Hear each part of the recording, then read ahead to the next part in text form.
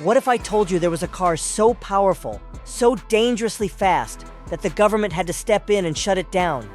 That it was feared by insurance companies, banned from racing, and ultimately disappeared from production. This is the story of the legendary 1969 Chevrolet Camaro ZL1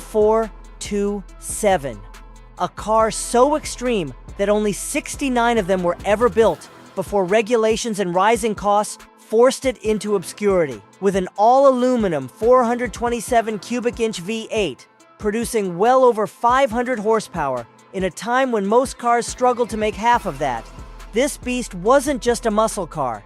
It was a street-legal dragster, straight from the factory. But why was this monster outlawed? Why did Chevrolet hide its true power? And how did a car that could run a 10-second quarter mile in the late 60s become one of the most legendary and feared vehicles in automotive history? Let's dive in. By the late 1960s, the muscle car wars were at their peak. Dodge, Ford, and Chevy were pushing horsepower limits, competing for the title of fastest production car on the road. In 1969, Chevrolet's secret weapon was developed under the radar, thanks to Fred Gibb Chevrolet, a dealer who used the COPO system to order 69 specially built Camaro ZL1s, each powered by an all-aluminum 427 cubic inch V8. This engine, developed for Can-Am racing, was never meant to be put in a street car. But thanks to COPO number 9560, these Camaros were built with one goal: dominate the drag strip right off the showroom floor. This was the fastest Camaro Chevrolet had ever built. But this much power came with a cost, and not just the price tag.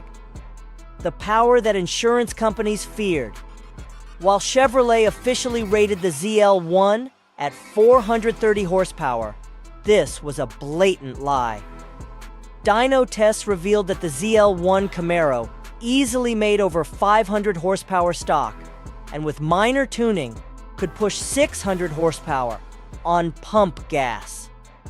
But power wasn't the only problem. The government, insurance companies, and even Chevrolet's own dealerships didn't know what to do with it. Insurance companies refused to cover it because young buyers were already wrapping themselves around trees in 350 and 396 Camaros. At over $7,200, in 1969 dollars, roughly $58,000 today, it was the most expensive Camaro ever built, even pricier than a Corvette. The car was so powerful that most people who bought it were professional racers or drag strip enthusiasts. This car wasn't for the average buyer. It was a race car that just happened to have a license plate. The outlawed engine, the 427 that never should have existed, the ZL1 427 V8, was never supposed to be in a Camaro. This all-aluminum racing engine was originally developed for McLaren's Can-Am race cars with no weight limits, no emissions rules, and no restrictions on power output. But Fred Gibb and other dealers found a loophole in Chevrolet's COPO system, sneaking these race engines into street-legal cars. The ZL1 427 weighed 100 pounds less than a standard 427, giving the Camaro a front-to-rear balance advantage. It had forged internals, a high-lift cam, 12.0-to-1 compression, and could rev to 7,500 RPM. Insane for a big block V8 at the time. With simple tuning, the car could run 10-second quarter miles, completely destroying the competition. But as soon as the government and insurance companies caught on to what was happening, they started cracking down. So why was the ZL1 427 Camaro effectively banned? EPA emissions regulations. By 1970, new emissions laws were coming into effect, and the high-compression 427 was impossible to keep street legal. Insurance companies jacked up rates. Insurers classified the ZL1 as a high-risk vehicle, making premiums so expensive that buyers couldn't afford to drive them. Government speed limits and crackdowns. The late 60s saw a rise in federal safety concerns, leading to the end of high-horsepower muscle cars by 1972. By 1970, muscle cars were being detuned, and the ZL1 427 was dead.